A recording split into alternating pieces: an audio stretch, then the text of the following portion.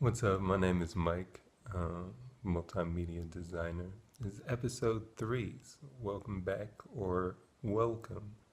Last episode, we defined design according to Wikipedia and also Merriam Webster.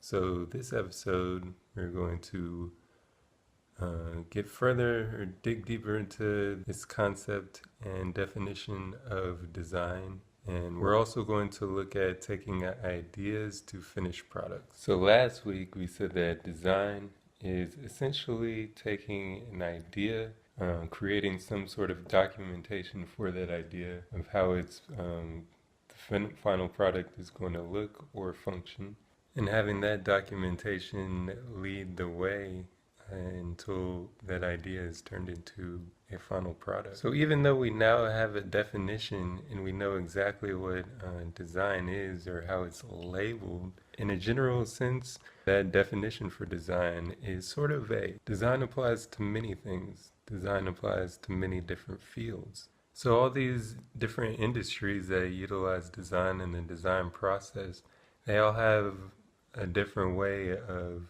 going about designing. They all have different standards that are used in design. So now we can safely say that a fundamental core part of design is the documentation. What are the different kinds of documentation? How are people documenting ideas? How does that work?